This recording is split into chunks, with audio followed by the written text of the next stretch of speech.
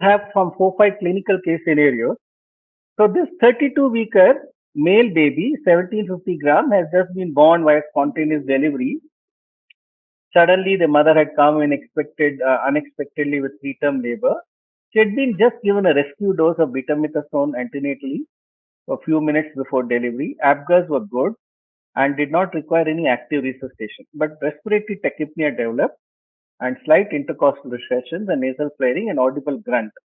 Now he's got to the NICU and is maintaining saturation in low flow oxygen, just oxygen by catheters, 92%.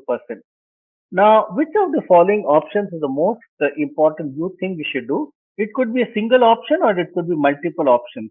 So anybody can point out here. Maybe I can ask Dr. Kamal Deep. I can see her. Kamal, can you just tell me?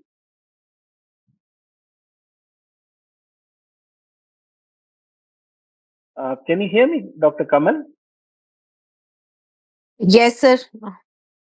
Yeah. Now, can you tell me in this baby, what would you think is the best things to do? Sir, commence on nasal CPAP. Fantastic. I think that is the most important activity to be done immediately.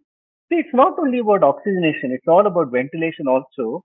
So you have a cycle, a vicious cycle. In fact, yesterday you have got now the new kind of module opened out, which is on oxygenation and the related issues on respiratory physiology.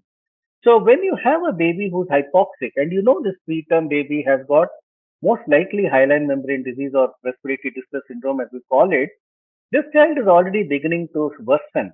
He's slowly getting hypoxic, and more as you see, he's going to go into impending respiratory failure if you don't do any intervention now. So the classical vicious cycle is it starts with hypoxia, hypercarbia, then the acidosis sets in, and then you have disturbances in the pulmonary arterial circulation. Your pulmonary vascular resistance goes up because there is hypoxia and acidosis, and therefore the child will slowly worsen till you are able to do better lung recruitment. So the most important principle in respiratory management for preterms is lung recruitment. That is so important, and don't let go of the lung recruitment. So that is why early delivery room CPAP, even in the most extreme babies and in the most remote of circumstances, you can do CPAP in the delivery room, and that itself will be more than enough. If you read the COIN-TEL, which you all heard about, COIN trial and the support trial earlier, that has shown that if you just do CPAP in the delivery room, that itself obviates the need for mechanical ventilation later by even up to 50%. And even the need for surfactant comes down. So that's a great thing. Then you can do all other things later. Just recruit the lung. That's the most important. And that is enough most of the time. So I'll just go on to the next slide. So let's say there's a 39-weeker who's going to be born and his thick meconium stained liquor, and you have come in time with all your resuscitation equipment, everything, and you are going to actively resuscitate this child. Baby is born, and immediately the nurse has done some suctioning of the mouth and oropharynx, and the obstetrician is cutting the cord.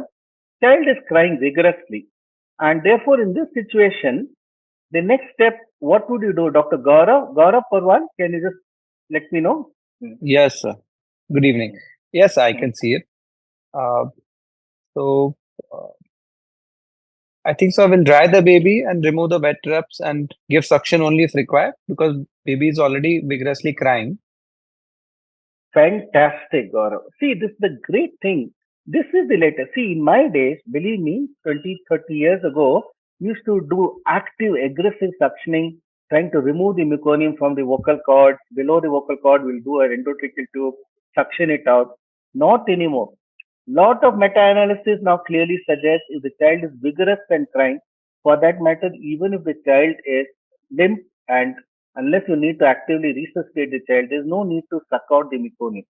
So even you can even tell the obstetrician not to aggressively suck out at the time of delivery. So this is very important. So I'm really glad that all of you are really absolutely focused on delivering good care. So I'll go to the next slide, which is another case scenario. Let us say there's a 29-weeker who's just 4 hours old. You've been called to see a baby who's being ventilated for RDS. and he was getting NIPPV with 30% and pressures of 20 bar 6. And now this child is on suddenly requiring 100% oxygen, and pressure requirements have gone up to 25. And you notice that the chest is full on the right side, there's decreased air entry, and the pulse rate has gone down, saturations are also going down to 17s, and BP is not recordable. Which of the most important things would you like to do? So can I ask Marcia, please? Marcia, All can you right. just, Yes. Thank you very much. So this sounds like a baby who might have developed a pneumothorax.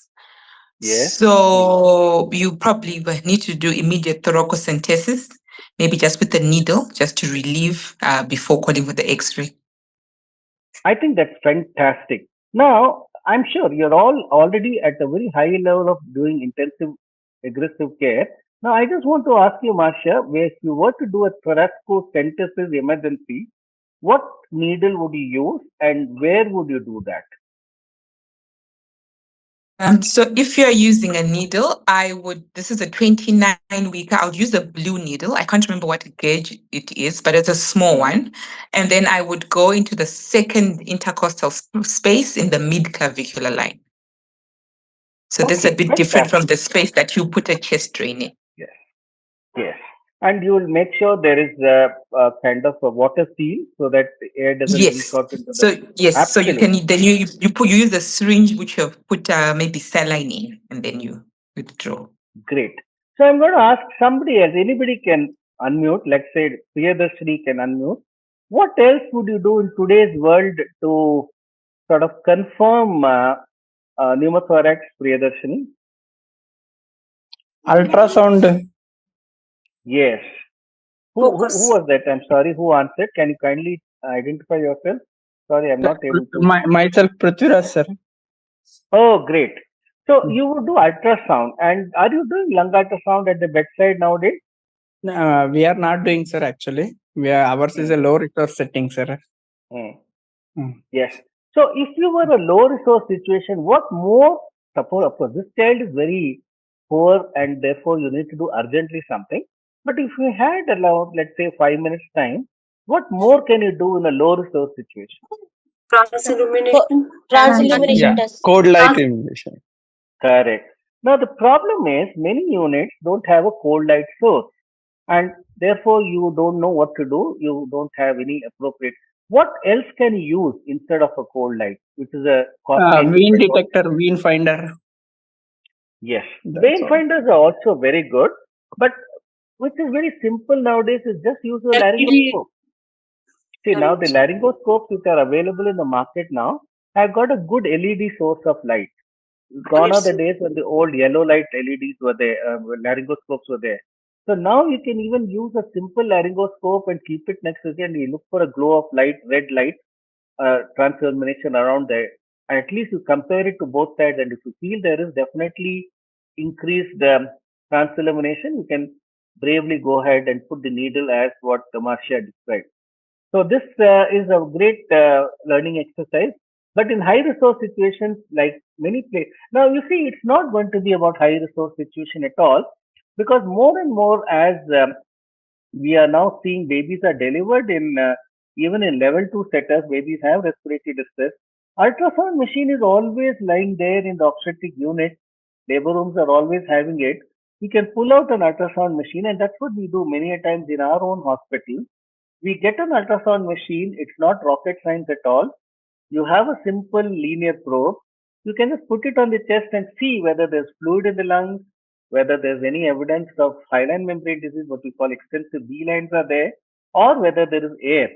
And air, if it is suggestive of pneumothorax, what you'll see is what's called a barcode sign, which is like the barcode on the restaurant bills which you get, or the departmental store bills you get, it is there. But then sometime later in the course, towards the latter half of the second or third of 4 modules from now, we'll be talking to you about the basics of lung ultrasound. So as I visualize in the next few years, more and more of you will be doing lung ultrasound at the bedside.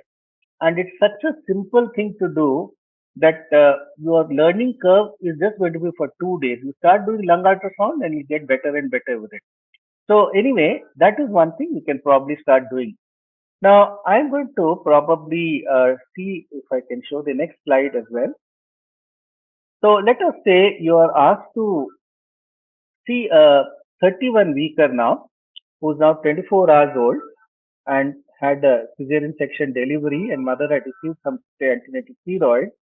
But now what has happened is this baby is having recurrent apneic spell, including with bradycardia, and these things get some stimulation is done, and the baby is able to be improved by the nurse.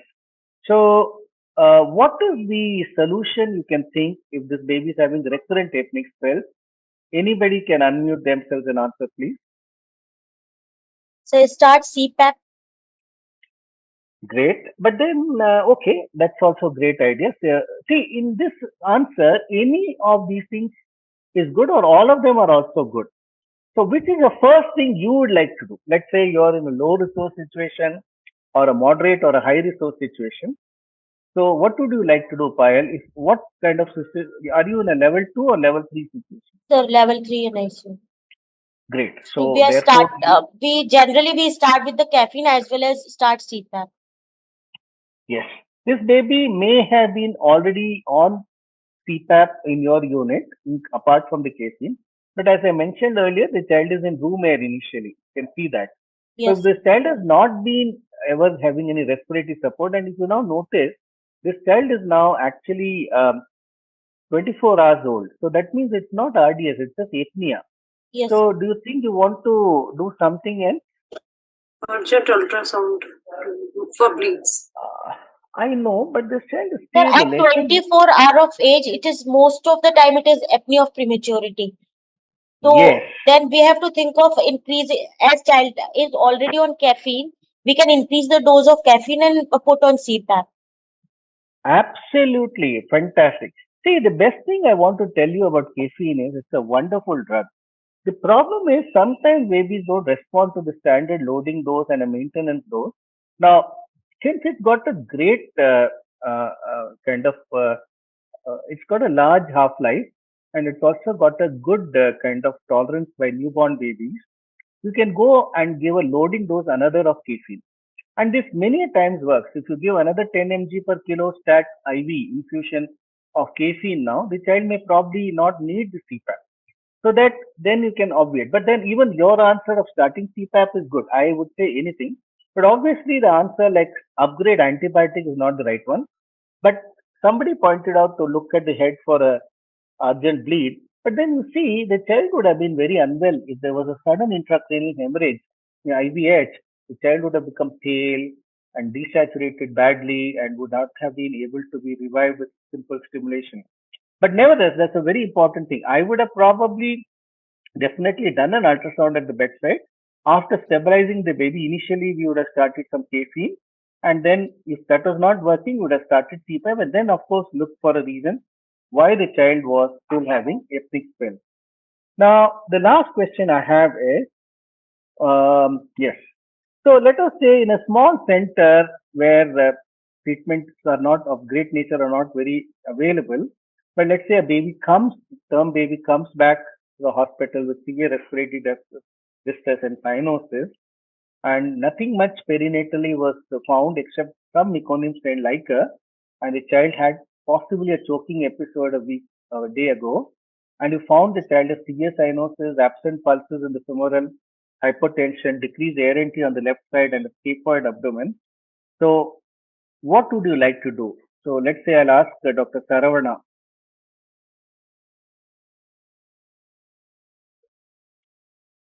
Saravana, can you unmute yourself and answer? Or anybody else then? Sir, emergency intubation. Intubation, yeah.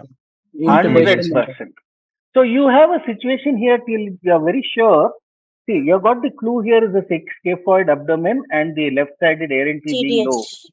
Yes. CDH. But also you can't rule out a cardiac problem. There could be a critical cardiac disease like let's say a hypoplastic left heart or a coarctation.